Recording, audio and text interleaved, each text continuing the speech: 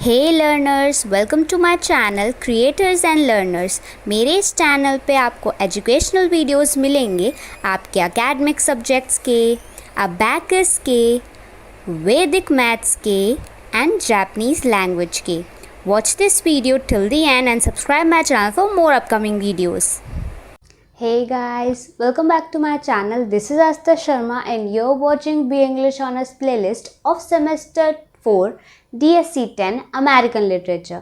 और अभी हम पोएम कंटिन्यू कर रहे हैं passage to India. This is the second part और यहाँ पर हम बाकी की लाइंस को लेंगे और इसके बाद दो और पार्ट हैं, पार्ट 3 एंड पार्ट 4। जब आप उसको देख लेंगे तब आपका पूरा passage to India poem complete हो जाएगा। इससे पहले अगर आपने पार्ट 1 नहीं देखा तो जाके मेरे प्लेलिस्ट में बी इंग्लिश ऑनर्स सेमेस्टर 4 में देख लीजिए।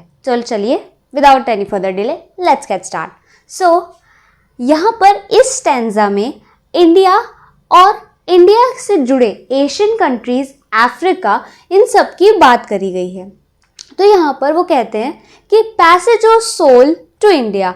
सो यहाँ पे ये ना इंडिया की मैथोलॉजी, इंडिया की जो लोकप्रिय कथाएं होती थी ना, दंत कथाएं, ठीक है, फैब्स, उनकी बात करते हैं कि जब आप लोगों ने मॉडर्न साइंस को डिस्कवर नहीं किया था, जब ये जो हमारे पास अभी की सच्चाई है, एक प्राउडेड ट्रुथ है जो अभी हमारे वर्ल्ड के लिए एक फैक्चुअल चीज़ है जो हमारे सामने है, प्रैक्टिकली विजिबल है, वो आपकी मॉडर्न साइंस है, वो हम समझते हैं।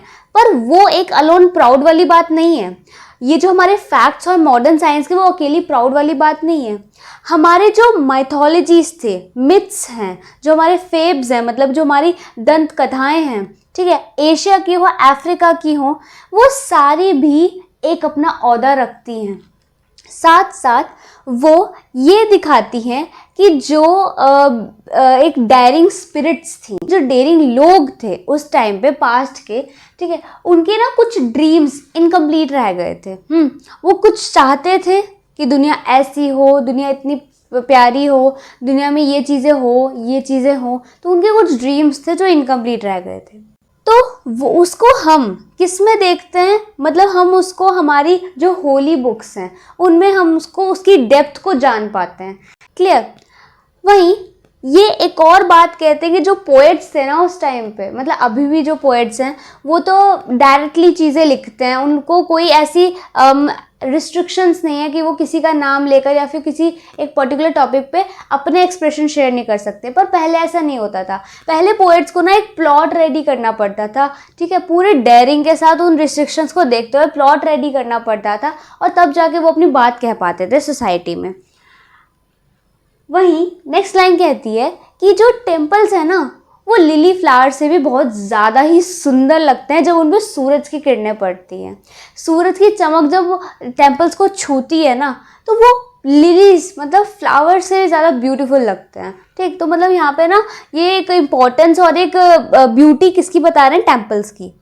वहीं वो कहते हैं कि अगर वो दिन प्रतिदिन या फिर वो रेगुलर अगर नॉलेज लें माइथोलॉजीज़ की, ये दंत कथाओं की, ठीक है, तो वो रेगुलर नॉलेज लेंगे ना, इनकी नॉलेज जैसे जैसे बढ़ती जाएगी ना स्पिरिचुअलिटी की तरफ, माइथोलॉजी की तरफ, तो वो कहते हैं कि ये ना एक स्टेप बाय स्टेप एक मूवमेंट है, एक माउंटिंग है टुवर्ड्स हेवन, मतलब स्वर्ग का रास्ता मिलता है हमें इस ज्ञान से। ठीक, वहीं वो कहते हैं, उसको डिस्क्राइब भी करते हैं, उसकी ब्यूटी को भी ले आते हैं कि लुफ्टी है और ड्रिजलिंग टावर्स है वहाँ पर, रेड रोजेज़ हैं वहाँ पे, गोल्ड से सब कुछ बना हुआ है, ठीक है, वो कुछ ऐसा डिस्क्राइब करते हैं।